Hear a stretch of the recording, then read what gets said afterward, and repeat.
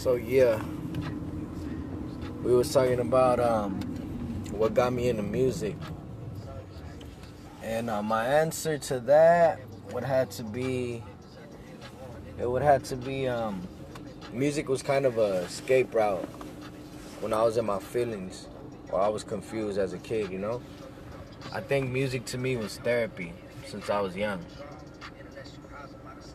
That's really what it was. Like my mom and my dad was always there for me, but we didn't really speak like that, cause the love was there and everything, but just the communication, it wasn't as good as it could be. So I think because I couldn't communicate directly with my moms or my dad about shit that I was confused about as a kid, maybe I didn't feel my parents understood me or understood the shit that I would go through being black and Mexican. That was the major thing in my life. I feel my parents didn't understand. And little kids would call me out my name because of my skin color, or would talk to me certain ways because the love that my mom gave me or showed me in school, in front of everybody, when all these other little kids are just running around crazy as fuck, and my headfather walked me into school, gave me a big ass kiss, blessed me. Feel me? I couldn't go home and tell my mom, hey, this and that, because I'll probably make her feel some type of way. So I think when I got to a certain age and I started writing, because I was always into writing, always, like I was always loved to write. So I think when I got to a certain age, me being able to write that way just turned into, just from writing to poetry to lyrics.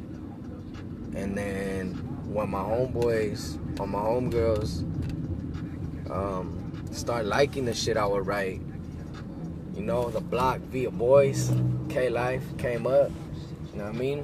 When they start acknowledging my lyrics and they would give me props because of it, that inspired me even more to keep going, And I was representing something that I was around the whole day, which was the block. And I can't forget to mention, the block is where I really felt, for the first time in my life, I felt like that was home. Like I really did feel that way. Like everybody accepted me for who I was. They weren't tripping out because I was black and Mexican, or they weren't being disrespectful or cracking jokes. Sometimes we would joke around, but it was love, It was not like some disrespectful shit like fuck this little mayate or any of that real harsh shit that niggas was really trying to hurt me with, It was just like, it was like kid shit. It was love. It was all love. We was joking.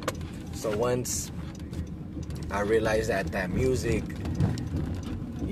turn the homies up, or, they'll just in general like my shit, I didn't stop. I just started writing. Kept writing.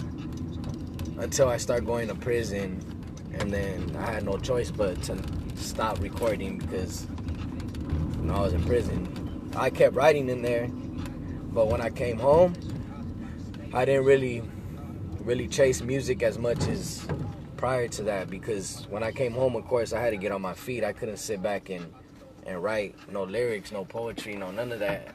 Fuck, I had my son, I had bills to pay and shit, so music just kind of went out the door, But my nephew, Jay, that fool was always into music. He never, I think, kind of got that off me. I know he got that off me, and yeah, when I'll get out of jail or get out of prison, he'll just, hey, what's up, my boy? Let's jump on this track. So, I'll jump on the track. And before I knew it, I was like posting my shit on social media, on IG and Facebook. And I start getting, some positive feedback. And that just, it's similar to what happened on the block when I got all this positive feedback from the homies, from the crew. When that shit start being like, you know, hella vatos and high nods hitting me back like, hey, that shit was Feederman, that shit was this, that just kept me going and shit. What motivates me to make this music? For one, it's I'm going through a lot of shit, you know? I stay going through a lot of shit. A lot of people can't see it, or they probably won't be able to think that about me, because the type of person I am, I help everybody. You know, like, I'll be helping everybody, and I ask everybody, hey, you straight, or, you know, you need something? So they probably won't think I'm going through some shit, but I really am. Like, 99.9% of the time, I'm going through some shit. But, you know, I keep it in, you know, like, my heifa kept it in, and I think I got it off her. Like, she'll be going through hell and back, but she wouldn't show me and my little brother. She'll come home, feed us, do us piojitos, scratch my head till I knock out every night, you know, no matter what. So, I think what motivates me is, it's therapy to me. It's therapy, so that's very motivational for me to do, you know? Like, within myself. I do it because I need it sometimes, you feel me? And, also with this black and brown unity shit that I'm chasing right now, cause, you know, like, me personally, I think it's fucked up, that racist prejudice shit. You know what I mean? Like, that shit. I'm a sureño, you know, I'm a Southsider. I'm from East Los, and I'm raza, I'm orgullo mexicano to the death of me. You feel me? That's what I represent. That's what's in my heart. But I just don't think that prejudice shit is feed, man. It's not. So that also motivates me. For me, like, I wanna make a change, you know. And I'm not a CEO. I'm not a hura. I'm not none of that. I'm a homie. I'm out here in the streets. You know, I'm really out here. But I want to make that change. I feel like I can bridge that gap because of my life, because I seen both sides of the fence. You know what I mean? And I'm not talking about prison in the streets. I'm talking about black and brown. Feel me? My dad's from New Orleans. My mom's from Mexico, from Chihuahua. So, yeah, that really does motivate me. Advice for upcoming artists? Shit, I mean, just keep it 100.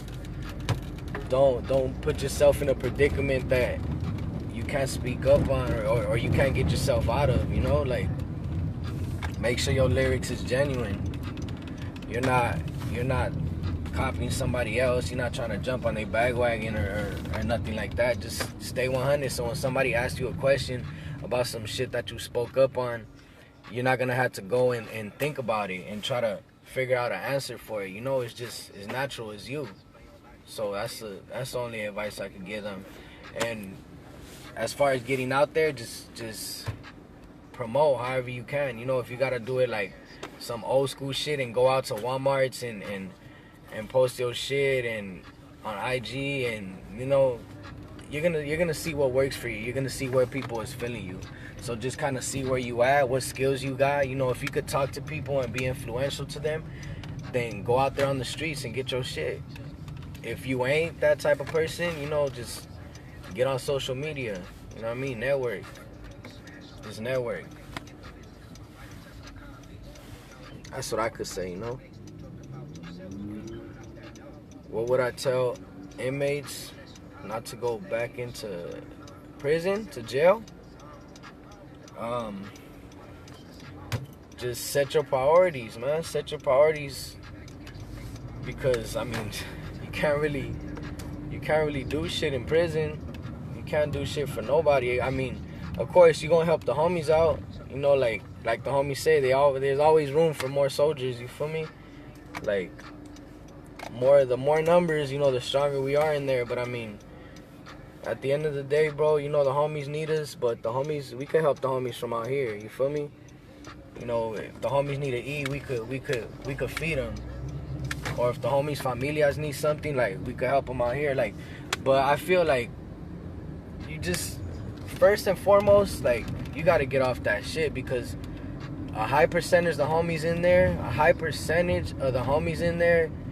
is off drugs. You know, if they're not drug related cases, like literally, like a sales case or a possession case, it's still drug related because you went out there and pulled that holly because you was trying to get high. You know what I mean?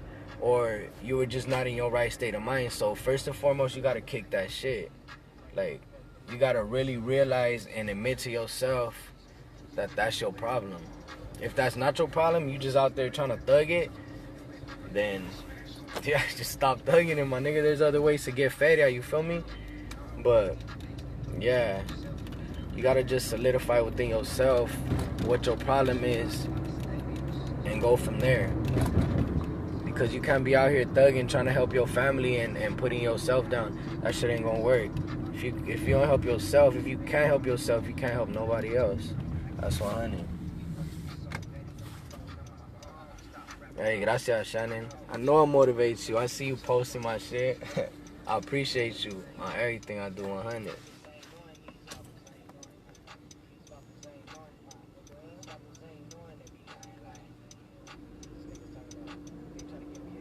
Gracias, Minnie. Segura, I appreciate you. I'm gonna keep posting. I'm gonna stay on this. You know? I'm gonna let y'all know when I start performing this shit so y'all can come through. Teti was good. Thank you for tapping in.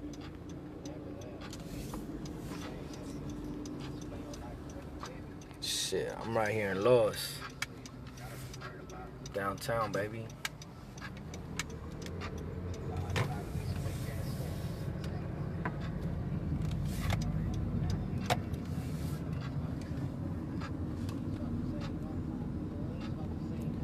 Alright, people, well, thank you. Gracias for tapping in. You know? I'm gonna go ahead and lock this in. Gracias. Neeko, K-Life.